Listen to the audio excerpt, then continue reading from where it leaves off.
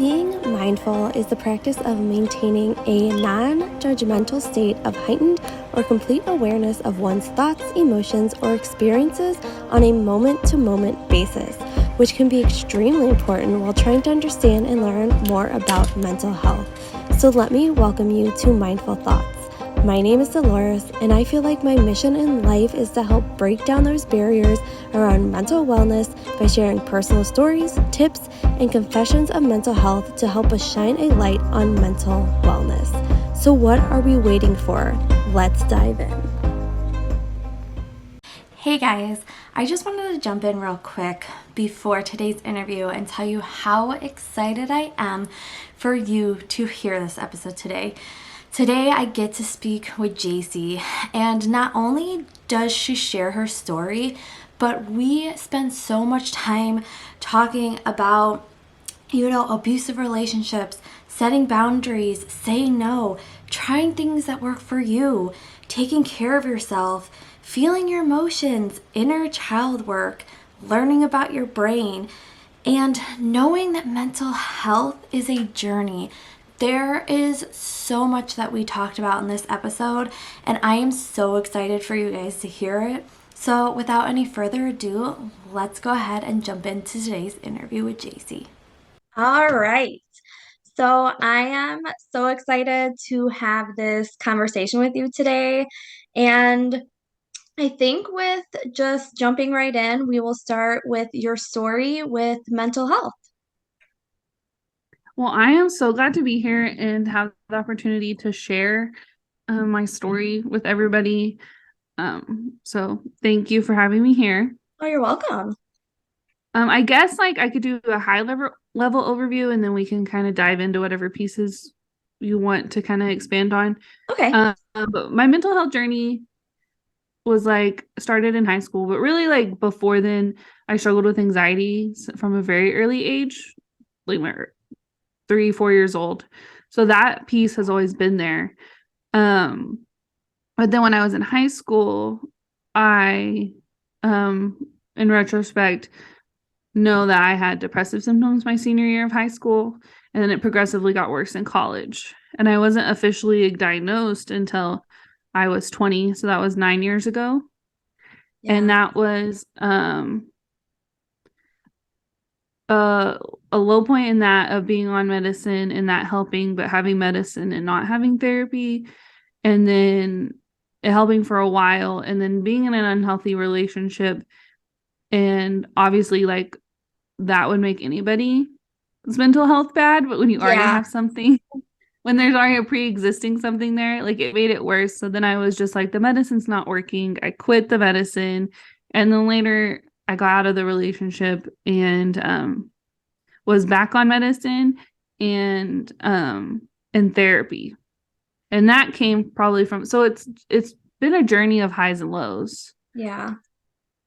kind of throughout it. So when you talk about, because that's like really early to, or really young to be dealing with anxiety, and then to not really like, it's so weird that like everybody I talk to about like figuring out mental health and like talking about it and figuring out it's always like later in life you really like dive deep into it, and then you're like go see a doctor or you're taking medicine, and it's usually like when you're like hit your 20s and it's almost because you're trying to figure yourself out enough to be like, okay, like who am I, and like like all these things about yourself that like you pick up on things and you're like, okay, wait, like what's the deep root of this? And I'm just wondering, like with a toxic relationship, because I have been I had been in a toxic relationship as well, and like dealing with that, and dealing with maybe not knowing you're dealing with mental health, like how do you think that like affected you during that time? That's a great question. I would say that, and I feel like everybody's mental health journey is unique, Yeah. and there's not know what works for somebody may not work for another. But for me, just like I was given medicine and told it would fix it. Yeah. And you know, like I said, I had dealt with at that point depression for almost 5 years, anxiety for 17, and I didn't have any tools on how to cope with it Yeah. or how to manage it. It was just take a pill, you'll be fine, go along your way. And so then when I'm entering a toxic relationship and there was a mental and emotional abuse there, like I didn't have the tools to cope with things normally. Yeah. And so I think that really, I'm not saying that I might have been in it longer than maybe, it definitely didn't help things Yeah. because, you know, I mean, with everything that goes into like an emotionally abusive situation, Yeah. like I was made to be crazy and I was like, okay, well, maybe I am crazy and my moods are all over the place, but, Yeah. and you know, it's blamed to be my fault because I was broken because I had depression. Right. Oh yeah, I definitely feel you on that because I was went through my relationship was emotionally abusive too. It wasn't physical, but it's like almost like the emotional stuff hits on like a totally different level than like being physically abused. Like physically abused, you see like you see it on the outside. Like you can tell when people are like wearing baggy clothes or they're trying to hide it. But like I feel like when you're emotionally abused, like you can hide it a little bit easier. But like you're dealing with so much on the inside that sometimes you're like, how do I cope? How do I, you know, when somebody's telling you these things about yourself and you're like, it's me, like I have to do something to change. Like I need to fix myself when it's really that person is needs to be fixed. It's not you, it's them. And I think sometimes it's hard when you've built up so much over time to think it's yourself to like almost have to take that step back, or when you leave that relationship you like have to realize like it wasn't you, it was them. Mm-hmm. Exactly. And I think for anybody who's either been in a relationship like that, would totally get like what we're saying because they've been there. And I would just kind of feel the need to say like to somebody who may know somebody who's in that situation, like you don't know, it doesn't start off that way. No relationship starts off that way. It starts off Yeah. great Yeah. because like why would you be there? It happens very slowly over time. And I think Yeah. that's a key point. And for me, I could fake it for so long until I couldn't anymore. Right. Until I was very broken and just very unhappy in all aspects of my life. Yeah. Yeah, and I'm wondering, were you at the time when you were taking medicine, were you taking medicine for your anxiety or were you taking it when you found out you had depression? I I didn't start taking medicine until um I was diagnosed with depression. So that's what it was for. Okay. But it was just prescribed by like my family care practitioner. Okay. I just did the nice little survey questions. It's like what, 20 questions, and then they're like, "Yeah, you have this. Yeah. Take this pill, you'll be better, and you don't need to change anything." Yeah. And now, and I think that's where part of at least the roller coaster in my mental health journey, which, and it is a journey and it's always evolving and going, but kind of came from where that's only like one piece of the puzzle. Yeah. Like it's a tool, but it's not the only tool. And um so then when I found myself in I was off medicine still from when I had gotten out of the relationship, and it was 2020.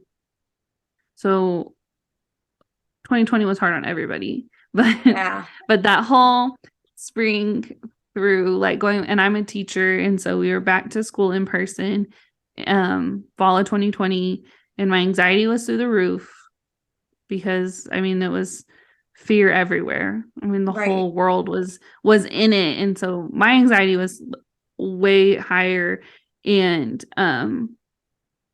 then with that, it being so high for so long, I didn't even realize that my depression was bad. And it wasn't until I had it was October of 2020, I had a panic attack at school while I was working. Yeah. And it was like, I have to do something. Right. Like I'm miserable, and that was kind of that was my point of like, I have to fix this. And I know from previous experience that medicine's not the only option. And so that was when I jumped into therapy. And I think it was through the learning the tools that I used to manage it is how I've managed to be successful And what is that and like like? happy. Like, what is that like to have a panic attack while you're at school trying to teach? Like, what grade are you teaching? I was teaching third grade at the time. And So, so oh, it's all inside, yeah, like trying to stay very like calm on the outside. And that makes the experience even more exhausting because you're masking the whole time. But yeah, I did just like have a coworker come and cover my class. And then I like felt my way through it. Um, and then like let myself cry and kind of work through it. But I know at the time I was holding it back.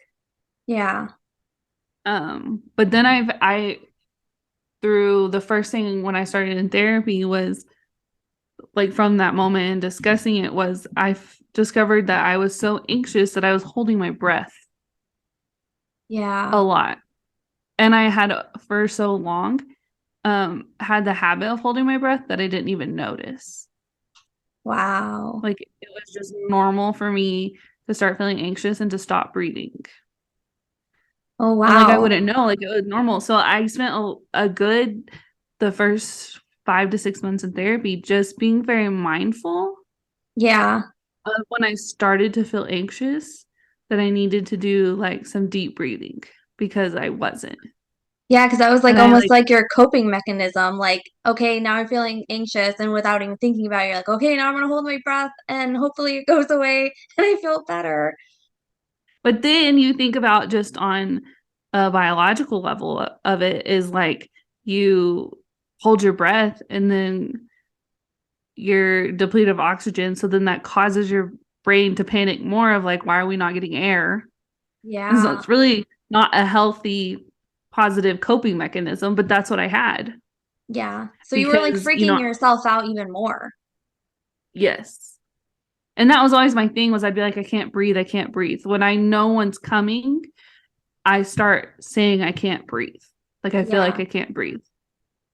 Yeah. And really to hedge it off, I just have to do like the box breathing, breathe in for 4, hold for 4, out for 4, hold for 4, over and over and over until I feel myself calming down. But like during that time, I had to put reminders on my phone at certain times throughout the day to be like, stop and take, 4 box breaths Yeah. and then keep going just to break that habit. Right. Because you have been doing it for so long. So like you Mm-hmm. said, you were doing it without even thinking about it. So then you had to retrain your brain to say, okay, we're not doing this anymore. So we're going to do this at certain times to keep myself from reverting back to holding my breath. Mm-hmm. Exactly. And I wouldn't say like it's ever, I mean, it's a process because it's not something that's gone away completely. I managed like when I'm high stress, I catch myself Yeah. because now I'm aware of it that I need to pay attention to, oh, am I breathing? Which is such a weird thing to say out loud. Yeah. You're like, oh, like that's something your body just naturally does. And you're like, Yeah. okay, until you don't. Yeah, it's almost like those times where I've like caught myself where I'm breathing and I'm thinking about breathing, but then when you're like doing other things, like you're just naturally breathing and you're not like thinking about it. It's only until you think about it and you bring like this awareness to it that you're like, oh yeah, I am breathing. I am breathing in and out. Or you like notice if you're doing it through your mouth or through your nose. So it's like it's if you don't bring attention to it, you don't really pay attention to what your body's doing or how it's working because it just it does it on its own. And then even too, like, I want you to try it out sometime. And like, if you're listening and you're like, wow, maybe I do hold my breath more than I think I do, it is just really take a few moments and just pay attention, like, to how much your lungs inflate. Yeah. Because I was a really shallow breather. And so Okay. I was just, and like, and you don't ever, it's hard to pinpoint, like, oh, when did that change? But you're like, and most of us don't have good breathing habits, Yeah. that you don't actually take a full deep breath. And it's super Wow. interesting. And it was one of the weird, like, not weird, but like different tools that I learned to help, especially with my anxiety, is Yeah. like, how's my breathing? Because it's such a basic thing. Yeah. But when your body's in fight or flight mode, you start breathing shallower and you start breathing more rapidly. Yeah. And it's kind of it's a nice tell to be like, am I in fight or flight mode, or am I in rest? Right. Yeah, that's so crazy. It's so crazy to think about, like, just paying attention to your breathing can help you so much to tell what your body is feeling in that moment, especially if you're stressed out or overwhelmed, just to like almost center you back to yourself and say, okay, like, how am I actually feeling? And like your breath can actually be that indication of like, are you really stressed out and you need to pay attention to how you're feeling? And that's crazy. And it's even, there's been a lot of understanding about it, even with depression, and just like taking the mindfulness of just taking a few moments and just paying attention to your breath Yeah, and how much that brings you back into your body. right. And I Yeah. know, like, if like you get this because you've had your own mental health journey, and if you're listening, you understand this too. Like, when you're in whatever it is you're dealing with, like, you're not present in the moment, but taking a Right. few moments just to focus on your breath and what it feels like, and focus on the air flowing in and out, brings you back into the present moment, Yeah. and kind of like gives you a little reset so you can look at things clearer. It's not going to make the anxious thoughts go away or the depressive feelings go away, but Yeah. it kind of separates you from it, I guess, at least for me. And that's been my experience, is it kind of separates me from it so I can see it better. Yeah. It's not consuming. Right. And other than that, that you learned from therapy, was there anything else just going to therapy that you were like, it was like the first time you were paying attention to the things you were going through? It really brought so much it gave me so much self-awareness. Um Even just on like the little things of, I mean, I would talk about things that I was currently going through, but it really helped me unpack things that I've been through Yeah. and how they informed how I looked at situations now, and kind of how to separate the two. Um, but what the biggest thing I took away from it, from my experience, was how to take care of myself now, Yeah. because I had gotten to myself to this point of putting everybody else first, Yeah. and worried about what everybody else thought first. I mean, I had so many filters when I would make a decision before I got to myself. Like, I wasn't like, what do I want in this situation first? Right. It was all these other people. And so, I learned boundaries, which was a hard thing to learn. Yes. Those are hard. And those are, you have good days and you have bad moments, and it's learning to give yourself the grace that you're not always going to get it right. Yeah. Um, and then a huge piece for me on my depression that I learned was my therapist had me just a self-awareness of, I did like a mood tracker, but not one of those fancy ones on Pinterest or Instagram that's like all like, no, like I just wrote like mood at the top of my journal Yes. and was like, how do I feel today? Yeah. And over time, and then when I come to the session, she would be like, okay, look back. Like, how are you feeling? And look back, and how have you been feeling the last week? Yeah. And I would just like read off what I wrote. And that was when I learned that when I got tired, tired turned into exhausted. Yeah. Exhausted turned into depressed. And Okay. then I learned, and it was through that that I learned that I have to be super self-aware of how much sleep I'm getting. Yeah. Like I can't negotiate on it. Like it's one of those things I have to be very like have stern boundaries with, Right. because and it wasn't through till having that self-awareness piece of, because you get to those moments where you're like, I've been doing so good. Okay, like why do I feel awful again? Yeah. And it wasn't until I had that tangible that I could look back to and be like, oh, well, this, and that's helped me. And I still do it to this day. Like I started that practice 2 years ago and I still do it. I may not do it every night now, but I do it at least 4 to 5 nights a week. And I just write down how I'm feeling. And that was when I learned like I can be too busy and I can be under busy. So if Yeah. I'm not doing anything, it makes depression worse. But if my calendar is booked to the max, that's also bad. Yeah. And, and so it just really like the mindfulness in it. And it's such like it's an unsexy, like just like breathing. It's unsexy like breathing. It's an unsexy tool. Like you're like, oh, really? That's it? Like I would rather take a pill or pay somebody to fix me. Like Right. your therapist didn't like fix it. You're like, no, I wish, but no. Yeah. Like it's unsexy stuff. It's like making sure I'm breathing, making sure I'm getting sleep. Like it's not glamorous, but that was the biggest thing and reasons why I know like I've been able to be not have such a low. Because I wouldn't say like, oh, I don't struggle with depression. Um, I've just learned tools that keep the lows not as low and they don't last as long. Yeah. Instead of it being such a sharp low up to a high and back down, it's just a very small little bump in the road. It's nothing as drastic as what it was. Yeah, and what you said is something that I just realized recently with my depression is it's absolutely true that when I'm super busy, like my depression will come up, but if I'm not super busy, my depression will come up. So it's like almost finding that like middleman to say, okay, I'm busy enough, but I'm not so busy that I'm like pushing myself to exhaustion, but I'm not busy enough where like I'm now forced to like sit with my feelings all the time and be super depressed.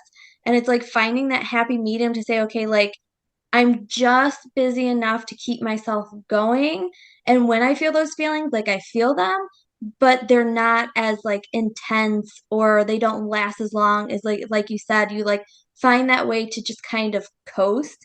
And I think that's just so amazing because a lot of people like you said, you are caring about so many other people that you forget to care for yourself. And you forget to stop and say, what do I need? Like in this moment, while I'm doing all this stuff for other people, like what is it that I need? What do I need to take care of myself? And like those times where you're doing nothing but like watching movies and like stuff like that. Like it doesn't have to be something really big. It could be just going for a walk, just like finding what you need for yourself and then setting those boundaries to say, even though my schedule's super busy, I'm going to find that day or that time each day to take care of myself. Mm-hmm. Exactly. And to with that, like giving yourself the grace to know what you're gonna need is gonna change depending on the week, the day, the time of year, the season of life you're in. And also when you're trying to figure it out, it's okay if you try stuff and it doesn't work. If you're like, Absolutely. oh, that does not help me feel better. Like I've given several ideas on this pipe, like just now us talking, and you could be like, oh, I've tried that and that was not helpful for me at all. Yeah. Like I actually hated it, and I'm big on journaling and having a gratitude list. And that's something I do every single day. And for some people, it doesn't work. And that's Right. okay. Yeah. You don't know if something's gonna work until you try it and you give it enough time to see if it works. but Yes. then not making it mean something about you when it doesn't. Oh, absolutely. Because there are so many things that you can try to help with your mental health, like the breath work and journaling and meditation. And, you try all these things and some of them like don't work for you, then they don't work. Like you said, that doesn't mean something's wrong with you. It just means you have to find what works for you. And you can start applying that every single day. And then there could be certain things that only work for you for a certain amount of time. And then all of a Mhm. sudden, it's like a new season comes in your life, and you're like, okay, journaling doesn't work anymore, but meditation or breath work seems to work. So then you do that for a while. I mean, you just keep changing and you keep growing, and what works for you there could be something that works for you the whole time. And you're like, this is great. I'm going to keep doing this, and it's amazing. And you just, like you said, you try it out. It's not that you're failing, or it's not like, how come she can do it and I can't? It's not working. Like, there's nothing wrong with you. You just need to find what works for you. And then you do that every single day until it doesn't work for you. And then you find something else that works for you. Exactly. And just being consistent with it long enough to see if it works. And Yes. in the beginning when you're trying to figure this out, I feel like there's more work until you really know yourself and you gain that self-awareness of what you need and when. And Yeah. that was where like the mood chart, like not even a chart, but like writing down your mood for the day, like overall, like how was your day type of thing. And then when I was learning to set boundaries, how we're similar in that of you can be too busy and under, but not busy enough. I'm like, I'm a delicate house plant. Like Yes. it's very, there's a fine balance there of what works. Was I put everything in a calendar Yeah. for a month? And I was like, oh, that was awful. So let's try one more month and see if I don't put anything, like my Sundays are, I will not schedule anything on a Sunday. Yeah. Like I refuse. And if you don't give me enough time, like, and I'm busy, like if it's not on my calendar, I'm not going to do it. And that was a hard thing. I used to be a very drop whatever you need, I'll do it for you. And then there is situations where, if somebody really needs me for an emergency or something, like I'm not gonna be like, bye. Yeah. But like Well, if too you call busy me, if you're you like, come. like if I have planned, like, no, tonight I'm staying home and I'm not doing anything because I've been really busy all week. And then you call me and you're like, hey, Jacy, like, let's go get a coffee. I just want to hang out. I'm Yeah. going to say, I'm sorry, but like, no, Yeah. like tonight's not a good night for me. And that was really hard for me to learn at first, was to say no when you don't have something else to go do. But Right. because that was planned. Yeah. And I know for some people listening that really resonates with that's a hard thing to do. And it's like, oh no, but like I have, next Tuesday free. Does that work for you? And I just pull the Yeah. calendar app up on my phone and schedule it in, and then over time you don't have to do it as much. Yeah. Or you like it and you're like, oh, this is a great habit. Like Mm-hmm. I like having things in my calendar and I like adding people in my life to it so they can see what's going on, because I will forget to tell people stuff. And I'm Yeah. like, let me just add you, like, just so you know, I have this going on this day, But Yeah. just doing it long enough to gain awareness to see what works. Because if you go through a whole month and you're like, man, I feel awful. I think I did this, and one day I did this. Like, it's hard to remember Right. what your schedule looked like. And so really just in the beginning being like, this is a tool for a season, and then I'm not going to need it forever if I don't like it. Yes. Absolutely. And no is a boundary. Like when you say no to things, it's because you know that, like, mentally or physically or whatever it is, that you are not going to enjoy it. You don't have the energy for it. Like, when something is not aligned with what you want to do, no is your boundary to tell somebody, no, not at this time, maybe another time, but right now it's just a no. And I think a lot of people see this, like, I don't know, this negativity with telling people no. Like, I have to always tell people yes, and I always have to do these things I don't want to do that make me exhausted. And it's like, no, your boundary is no. And if people don't like that, then they can deal with it. But that's what you have to set for yourself to know that you're not overworking yourself or doing things and going places that you just simply don't want to go or don't want to be there. And you're like, I'm just here, but I wish I was at home. Hmm. Like, no, because what is that doing? Like, they don't care. I mean, really, they don't care. Like, the only person that's going to look out for you is you. Yes. I mean, at the end of the day, like, that's it. The only person who's going to look out for you is you. And a big thing that I've learned the last several years is that people's reactions have nothing to do with you. Yeah. And there's so much freedom when you realize that. Right. Because if you ask me to go get coffee and I say, no, I can't, I don't have to give you an explanation why. Right. Even if you're like, why not? I know you're not doing anything. I know you're at home. Well, I said no. Yeah. Like I don't, you don't owe anybody in your life an explanation. No is no. And if you freaked out on me and were yelling at me and like, you're the worst friend ever and I can't trust you, and that has nothing to do with me. And it took me Yeah. a long time to get to a place to be like, that has nothing to do with me. Like, that's something that you need to work through and that you need to deal with. That's not a me thing. And when you're start in the boundary process and saying no, if that's not something you are used to doing, it's very like important to remind yourself that people's reactions have nothing to do with you, Yeah. That because was you'll get that. something, yeah, that was something that was really hard for me, is because I took everything that people said or the reactions like personally. Like, oh, I'm making you upset. So now that makes me feel like a horrible person. And it took me a long time too to, like you said, to realize that like upsetting somebody when you tell them something is it's not your fault. They're just upset because it's not something they wanted to hear from you.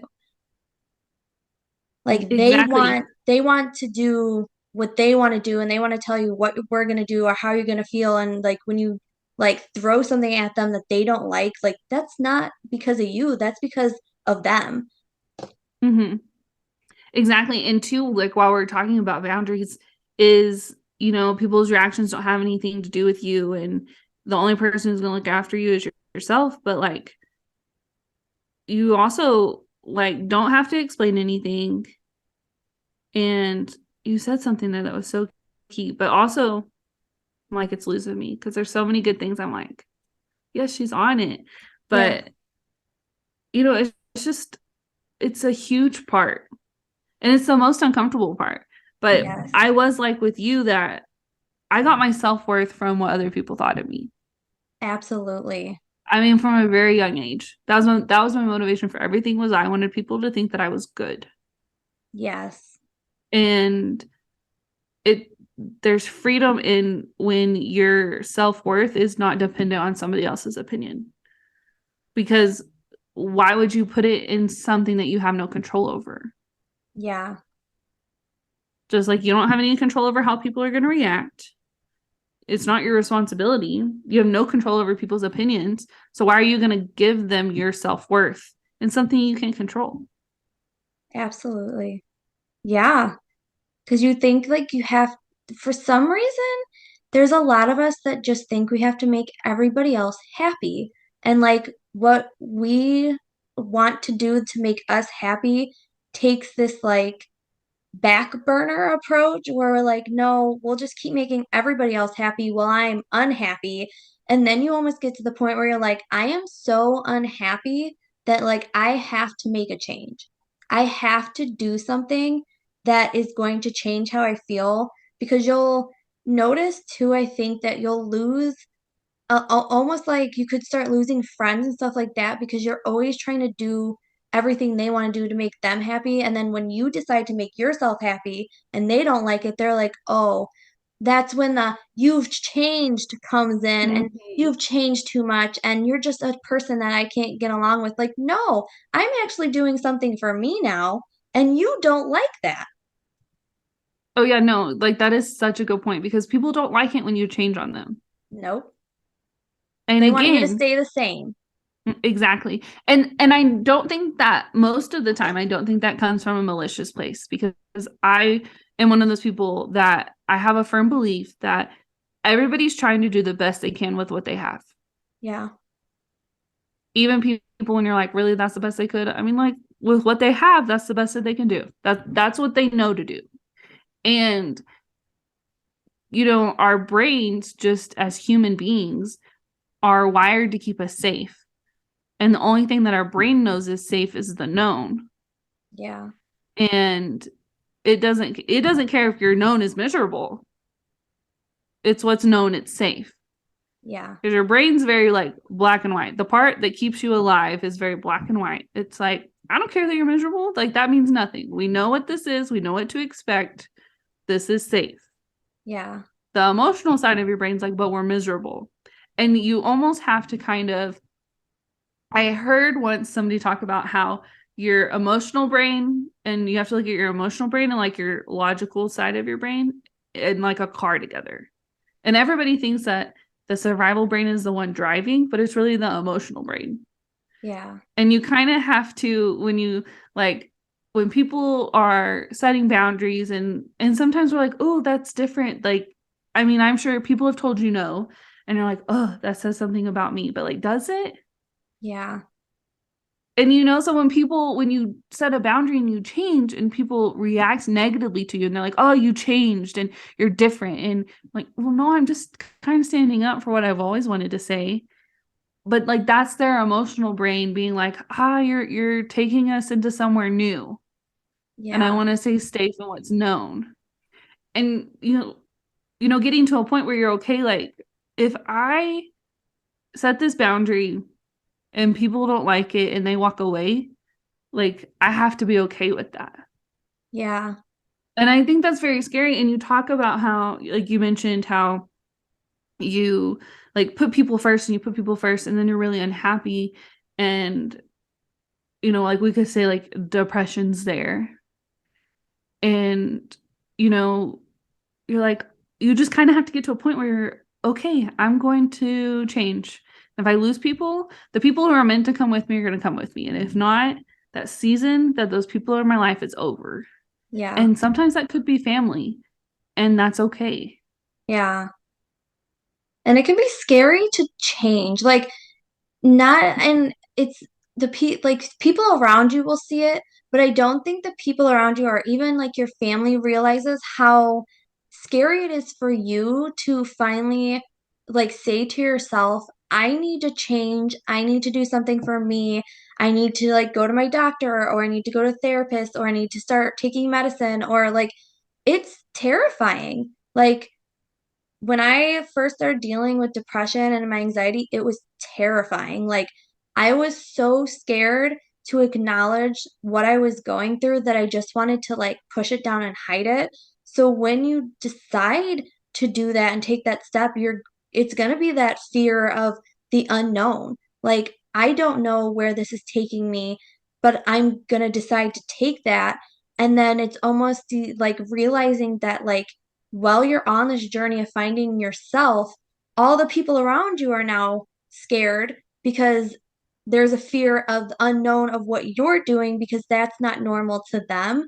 So it's like this, like, again, this like line of you're scared, but then they're scared because it is a scary process to figure something out about yourself and then realize that the people that are surrounding you aren't like healthy for you, or they're not like meant to be with you on this journey.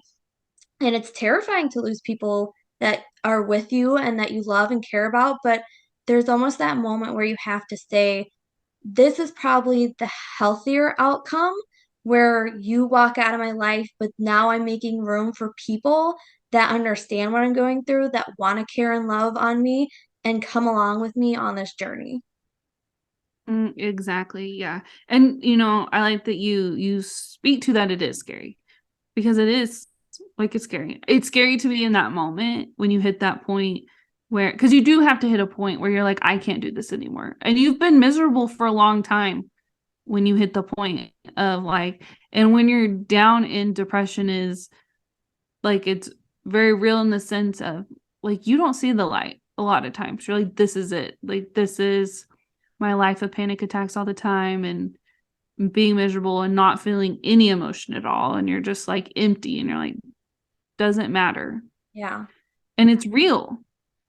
And it's terrifying for you, like as a person who's like, okay, I'm going to go to therapy. I'm going to try this. And you're like, you have no idea if it's going to work. Yeah. And you're like, I don't even know if this is going to work. And, therapy is not a glamorous process. Yeah. Like, it is not, especially in the beginning. Like, if I think back to like my first like several months of therapy, they were not fun sessions. Like it was Yeah. not like, oh, I walk out, oh, I'm great. Like you did not walk out feeling great. You were like, Yeah. I feel open and raw and exposed. You're like trying to figure out, unpeel all the layers and everything Yeah. you've stuffed down. And then you open Pandora's box of once one thing comes up, everything else that you've shoved Yeah. down for years is like, oh, here's my opportunity. So then you're just remembering everything. Yeah. And it's big, small, everything in between. And then it's like once you get it all, you purge it all, then it's like, okay, let's find skills and learn strategies that work for you to not allow yourself to get into this place again. Yeah. And And so then at the end, yeah. at the end is you're like, oh, I feel good now. Therapy's amazing. But the first couple months, you really got to stick it out. Oh yeah, and for everybody listening, you're gonna hear that like I've thought about going to therapy, but that's one of the things that I'm terrified of is if I talk to a therapist, what are they going to unleash? Because I don't know personally all the stuff that like I'm holding in, but like what is it that I'm going to talk about that they're going to dig deeper and then like you said it's going to be like a Pandora's box of emotions and it like almost terrifies me to like be that vulnerable, but it also terrifies me to think of like what is it that I'm holding in? And it's like I think a lot of people who go to therapy, they talk about how, oh, I went for this, and then they started asking about this, and it dug up this, and then I was talking about this, and they're like, I talked about so much stuff that I never thought I would have talked about. And you're just like, oh, okay. And I really want to go to therapy, but like I'm terrified of all the stuff that's gonna come up that like you don't know you're like holding deep down inside. Because there's so much things back to like the survival part of your brain that's like, and we all have stuff we've been through that your brain's like, this is too much. We're just lights off, shoving that down like it didn't Yeah, exist. But the hard part is that it's still there. right. And then enough of it builds up, and then it ends up with being super depressed and going to places and not really like, I don't understand why I'm not happy. I should be happy right now. Yeah, Like you don't know. So I get it. And that wasn't even something. I was just so like in a broken down state that I was like, I don't even care. Like I wasn't even thinking stuff would come up. I thought it was all there. And so it wasn't until like I worked through what I knew I needed to work through that stuff will come up. And I will say, like, nothing's going to come up that you won't allow to. yeah, Because, like, you can have stuff like thoughts will come up, like memories will come back, and you're like, I know. And you can just, but at that point, is if you keep it down, just because you don't think about it doesn't mean it's not there anymore. yeah, Like, you can play pretend, yeah, but it's still going to be there and it's still going to inform a lot of how you look at things in life, yeah. certain situations, depending on what it is. Absolutely. And you might not even realize, like, people who maybe struggle with depression, like, there might be moments where, like you said, you should be happy, but you're really sad. And you might not realize what the core, like, memory or situation that is that is like coming up. You could be like, somebody could say something, or you could see something that triggers it. But for a lot of times, I feel like with depression, there's moments where I'm like, why am I feeling this way? Like, why am I sad? Why am I upset? Why am I crying? Like, I don't understand. And I think that if a lot of people chose, be vulnerable and, talk about it with a therapist, it could unlock so many things that over time you've locked in that when it comes up, you're like, this all now makes sense of why I'm feeling the way I'm feeling. Mm-hmm. And here's like from, my experience of being in therapy for several years is that therapists don't connect the dots for you. Yeah. They ask questions and they let you do it. Yeah. And sometimes I'd be like, okay, but why is this? And they would like explain it to me, but I'd be like, they let you kind of come to those realizations.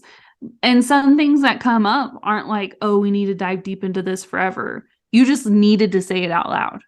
Yeah. Like you just needed to say, somebody said this to me. It made me feel like I was worthless. And Yeah. then be like, and have somebody listen and say, you know, I'm sorry you had to go through that. And Yeah. that's fair for you to feel that way. And then that's literally all that thing needed. Right. That was it. You just needed to say it out loud to somebody who wasn't going to dismiss it. Yeah. Yeah, because therapists aren't there to judge you. They're not there to make comments of why you're feeling the way you're feeling is not the way you should be feeling. Like everybody that I've talked about who has gone to therapy, they're like, a therapist is great because they don't judge you. They don't tell you that how you're feeling or what you're talking about is wrong. Like they acknowledge how you're feeling and what you're going through, and then they can help you, get through that emotion and give you tools to say, okay, when this happens again, this is what you can do. And you're like, okay, great. So I think it's just like like therapy and medicine is not a quick fix either. Like I think people want that quick fix. Like how do I fix it? So if I go to therapy, it's going to be a quick fix and I'm going to be good. If I take medicine, like you said, your doctor said, take this medicine, this is going to fix every problem you have. And then it didn't. You're like, okay, wait a second. This isn't fixing it. So like you have to realize that it's a process, but you have to be willing to do the work and go through the Mm-hmm. process to heal. Mm-hmm. Exactly. Like I love, like you said, like you have to be willing to do the work because like the first 6 months of therapy, I went for an hour every 2 weeks. And then the next year was like once a month. But transformation didn't happen in those 1 hour sessions.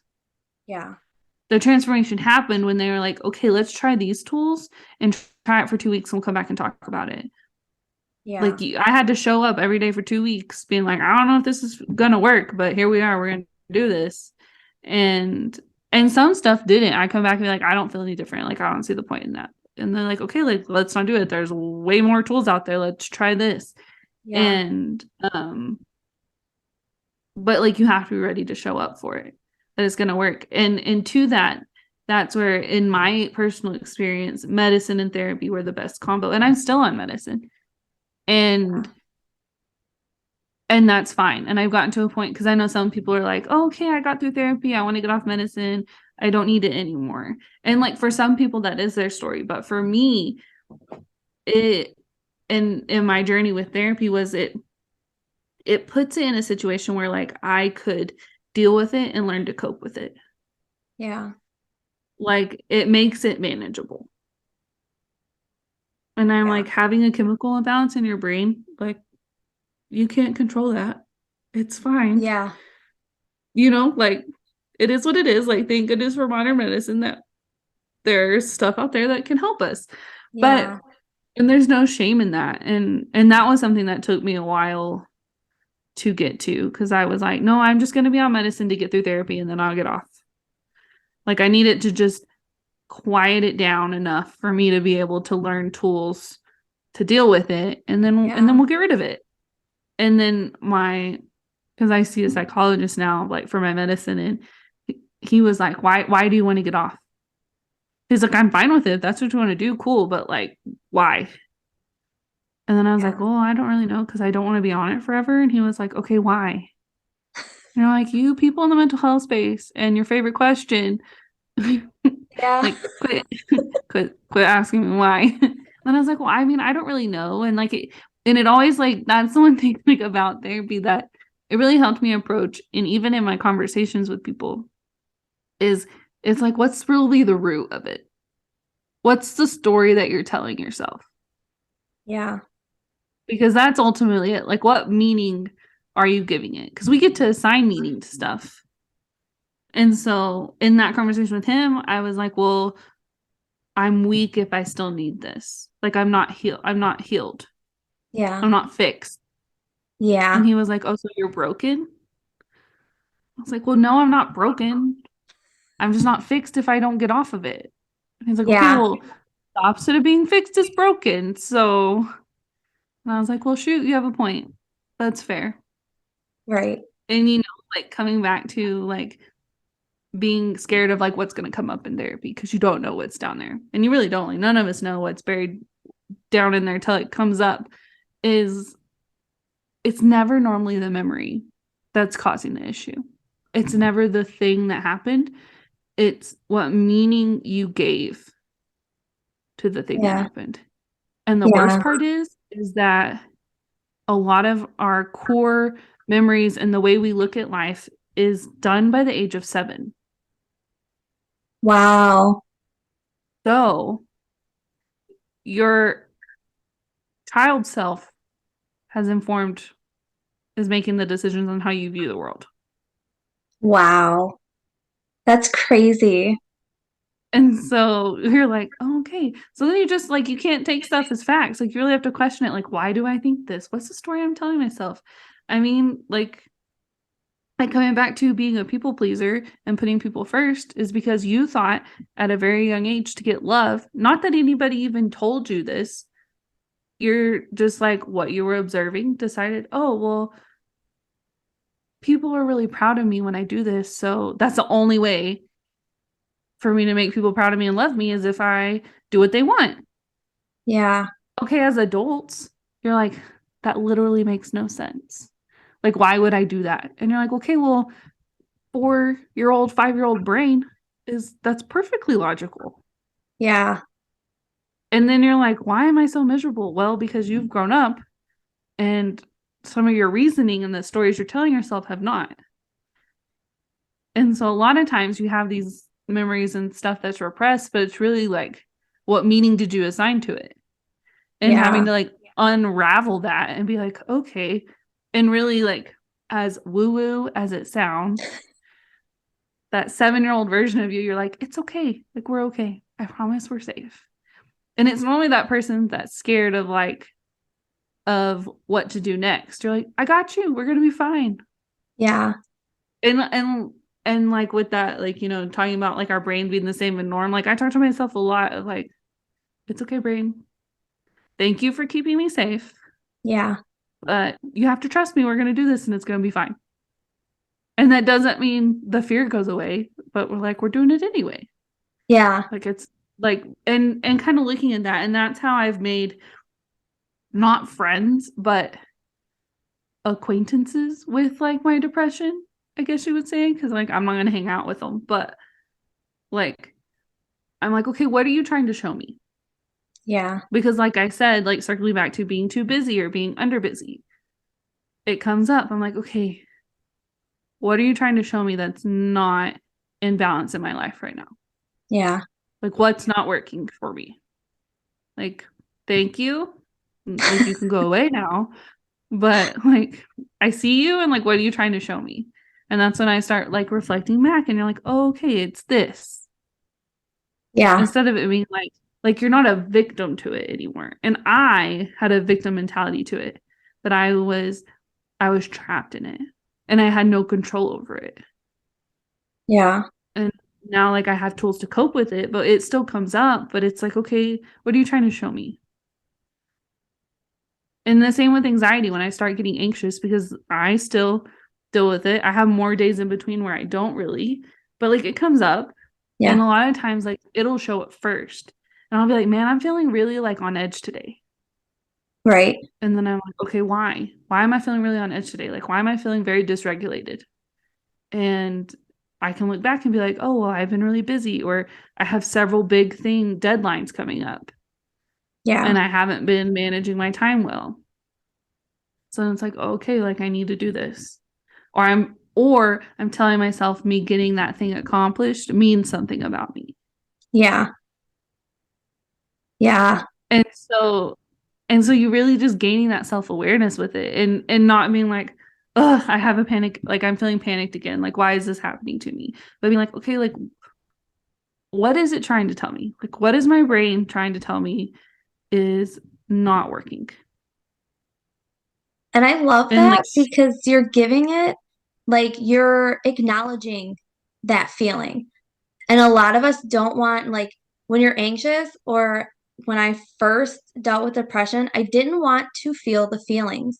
I don't want to acknowledge them. I don't want to say that it's there. So, like, for so long, I pushed them away.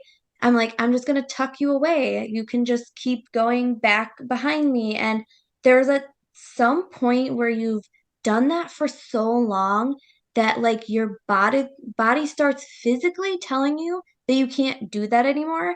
And I feel like for a lot of people, that's when, like, it's like you are a time bomb and you go off and you're like this mixture of emotions. It's because you didn't acknowledge them enough to say, okay, I'm acknowledging that I'm feeling this way. Okay, let's dive into why I'm feeling this way. And you figure it out in that moment. And so many people don't do that. So then you feel like over time, oh, it's a lot. My depression's really bad or my anxiety's really bad. No, you've just over time pushed it back so much that now you have to face it all at once. mm-hmm, that's such a good point. Yeah, like it normally tells you very subtly.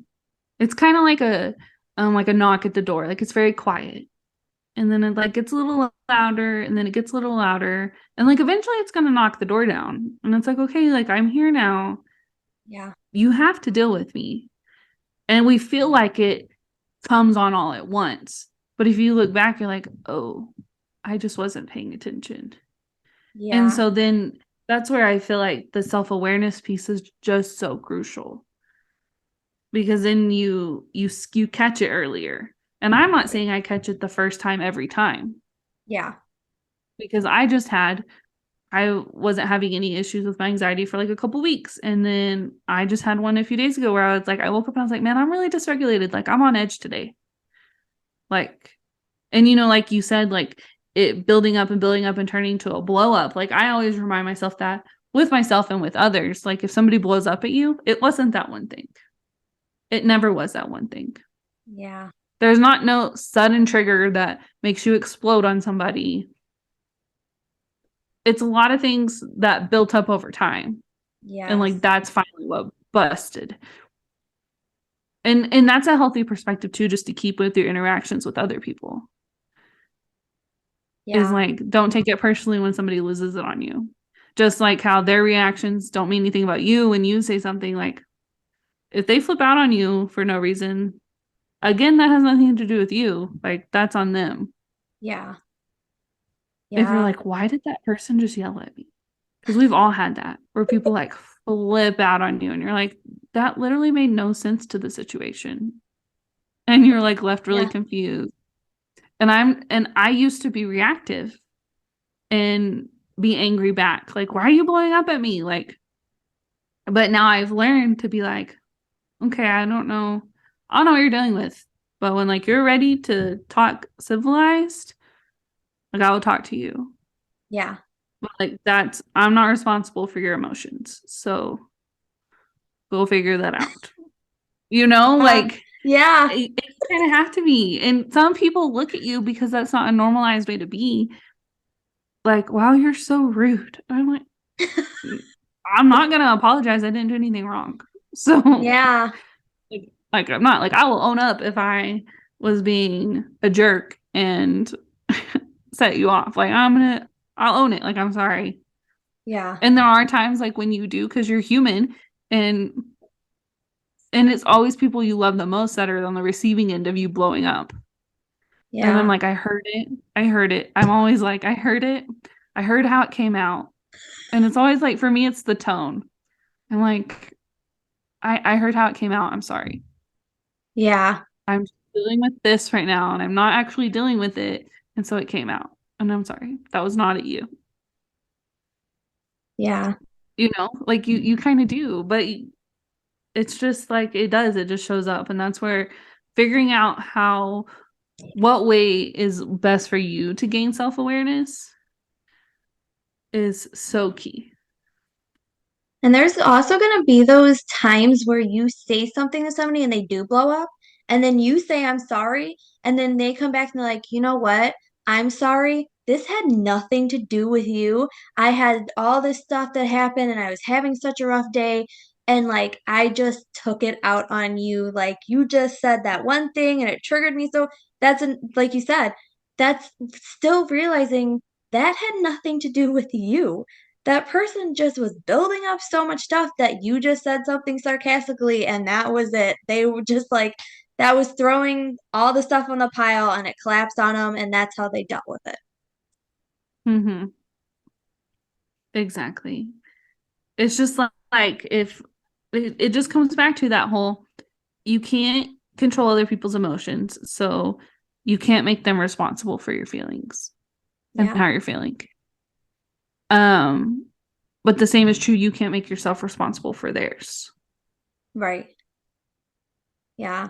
And something else that I thought about too, with like you talking about stuff you learned as a kid, that's why I feel like a lot of people are doing like childhood work where they like talk Mm-hmm. to themselves as a kid, or they write a letter to their younger self, like saying all this stuff like, I'm sorry you had to go through this, or I'm sorry that this happened, but like I'm acknowledging you and I want you to know that you are loved and cared for. And like a lot of people are starting to do this because it's almost like once you can talk to your younger self and connect with that, it almost puts you in this process of like more of like a healing process than you thought it would. And I think that's Mm-hmm. so crazy that like I've heard that within like the last like few months, even last year, that there are so many people that are doing childhood work and talking to their younger selves to like almost heal whatever they went through, to let them know like it's okay, I love you, we're gonna get through this. And it almost just helps them heal a lot more. Mm-hmm. Yeah, exactly. Like it comes back to that. Like I can't change what you went through. You can't change the past. Like it is what it is. But I'm Yeah. gonna acknowledge that that's how you felt. And like I got you. It's gonna be different. Yeah. Like you don't have to be scared. Like adult me is gonna take care of this.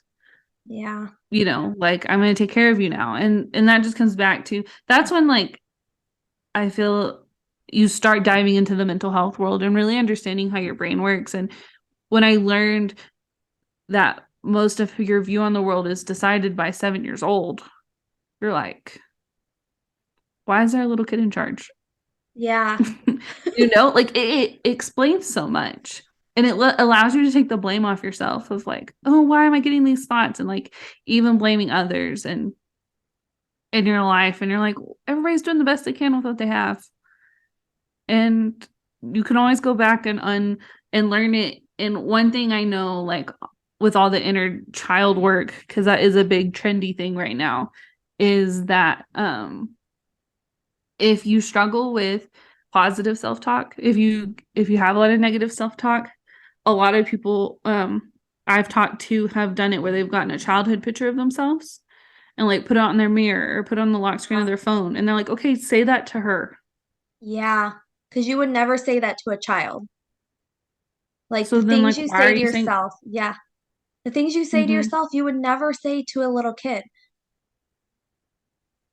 So why are you saying mm-hmm, it to yourself? Yeah, it's like, it's crazy to think about it that way. Like, would you say these things to your daughter or son? No, then why are you saying them to yourself? You're like, whoa. mm-hmm. It just puts things in perspective. Yeah, It just gives you like the full picture yeah, to think about. yeah. And It's like and crazy. that's coming from somebody who struggled with negative self-talk and still not perfect at it. We're still working on it. I've made progress, but it's just always a journey. But You do. You catch yourself when you're like, oh. But even, you know, not even going back as far as your like 7-year-old self, but I'm turning 30 this year. And so I've been very reflective on the last decade of my life Yeah. and been like, my 20-year-old self, my 23-year-old self, my 25-year-old self would be like, we're what? Yeah. Like what advice would you give your 20-year-old self? Yeah. 10-year ago you. Like what advice would you give them? You can't change anything they're about to go through. Right. Yeah. You can't change it. But like what would you tell them? And Yeah. it's a really good reflective piece on how far you've come Absolutely. Yeah. Because and it's what a you have journey. survived through. Yeah. And even if you're listening to this and you're in a place where you're like, I'm super depressed right now. So I'm glad that you're happy, but like F off, you know? Because we've been Yeah. there. Because when you're in it and it's there, like you don't want to hear how people are on the other side of it. You're like, screw you, I don't care. Yeah. But it's being like, what have you been through? Like you're still here. Like you're still strong because of all the things you've been through, and you're still here today. Yeah. And giving yourself credit for that. Absolutely. Yeah, because dealing with a mental health illness is a journey, and it's a journey every single day, every single month, every single year. And when you get to the point where you've worked so hard that you know how to cope with it, you know how to deal with the feelings when they come up, it's like you said, looking back 10 years ago and just saying to yourself, look how far I've come. Like, look where I was, look what I went through, but look where I am today. And it is so powerful and it shows so much strength for you to keep going, keep fighting every single day, no matter how hard it is, to just keep choosing to take care of yourself and work at it every single day. Because then another 10 years from now, you're going to look back and again say, look how far I've come, look how much I've accomplished, and like being just so proud of yourself for doing what you needed to do. Exactly. And also keeping that with enough grace to be like, you're not going to get it right all the time. Yeah, And I don't want you or who like listening to this to be like, oh, wow, she's got it all together. Like I don't. I'm having a good day. yeah, You know, like I'm having a good day. But it's not every day is like this. But again, like I said, the lows aren't as low and they're not as long. right. And so you have to give yourself grace that like it is a journey. It's not ever gonna go away. Yeah. You're just gonna know what you need to do to get yourself through it, and it'll be quicker. Yeah. This has been such an amazing conversation. I am just like, I'm so happy to be able to talk to you about this. And like, I feel like we talked about so much, but like, we covered so much that is gonna, like, someone's gonna listen to this and they're gonna be like, holy crap, this is what I needed today. Like, I need to set those boundaries and I need to take care of myself. And I do need to be proud of myself for how far I come. And this just like, this was so good. Thank you so much. No, thank you so much for having me come on. Yeah. And before we end our conversation, would you like to let people know where they can, connect with you and all that information? Yes. So I am over on Instagram at Jacy Lawler. So JACYLAWLER. I have a podcast called Have the Audacity.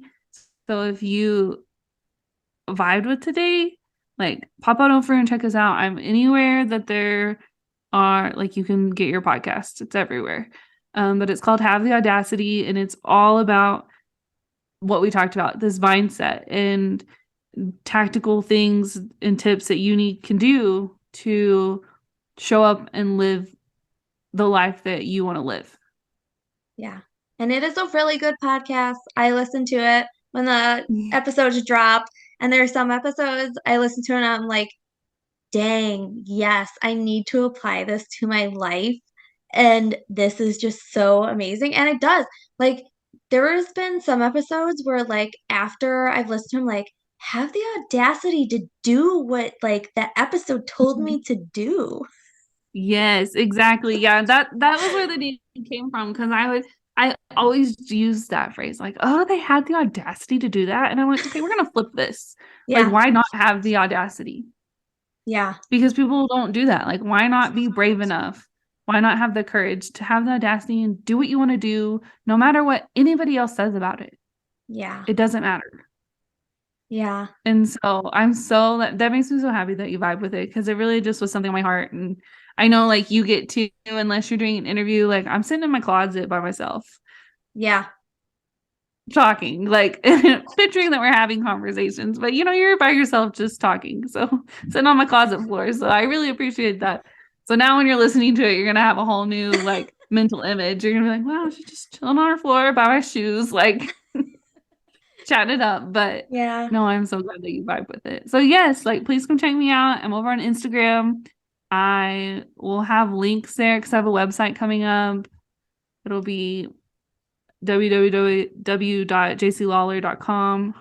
And And so and she has merch. So go check out her as I merch. do, I do have merch on an Etsy shop, have the audacity. It's all like positive seeing apparel. Yes. Because I was like, we need this positive and have the audacity to just like we're positive messaging. Yes. And so and I have so many like other things coming. So that my Instagrams and I go there first to keep everybody in the loop. So that's a great Yeah. place to find me. But yes, like share it, tag me. I would love to hear takeaways Yeah. because I love getting to talk. And I really hope that some like listening, you walked away with one thing that you were like, this hit for me. Yeah. And that'll lead me into my very last question I want to ask you is if there is one thing that you can tell somebody right now who maybe just found out that they're dealing with something or struggling with mental health, like what is one thing you would tell them? That's such a good question. That's such a powerful big question. If Yeah, it I makes had you to pick, think. it does. If I had to pick one thing that immediately came to mind, the first thing that came to mind when you said that, and it's very simple, but it'll get you through it, is it won't last forever. Whether it's Yes. good or bad, it won't last forever. It may feel like in the moment that this is it and this is your forever, whether it's a high or a low. But either way, it's not going to last forever. And so don't listen to the lie, especially like if you're dealing with depression or you're in a low state, like this isn't it. Don't listen to the lie that you're stuck in this. This isn't going Yes. to last. Yes. Oh my gosh, so good. Such a good way to end the episode. Yes. I love it. Yes, it won't last forever. Like you said, even on those horrible days where like you just like feel like the world is crumbling, it's just that day. You can go to sleep, wake up tomorrow and have a great day. Just just keep going and never give up because life is life is full of so many wonderful things. You just have to choose to keep going. And yeah, wow. Thank you so much again for being a guest on my podcast. And like I said, this episode is just full, it's packed with so much stuff that we talked about and covered that anybody who listens to this is going to be like, there's going to be something you listen to that you take away. They're like, dang, I definitely needed that. I love it. Well, thank you so much for having me. I really did enjoy it. Yes. We'll have to. I feel like I could do another podcast episode with you about so many other different things because I feel like we could have talked for like another hour. Oh, for sure. You could totally just let me know. I would love to come Yeah. back. Yes, definitely. Well, thank you again. Oh my gosh, that was such an amazing conversation. And thank you so much, Jacy, again, for coming on, sharing your story, and having this open conversation with me. I know that we talked about so many different things that somebody is going to listen to something and take one little thing or many different things from this conversation and apply it to their lives. We talked about so many different things that I'm telling you, there is something you're going to get from this episode. And if you have to go back and listen to it again, to take notes or just to hear something again that you needed to hear, I encourage you to do so. I encourage you to go over, show Jacy love, go in the description, follow her, tell her how much you loved this interview, and go over and show her so much love and care. And thank you guys for listening to this episode and coming along on these journeys with these amazing people who are sharing their stories with you to let you know that you are never alone.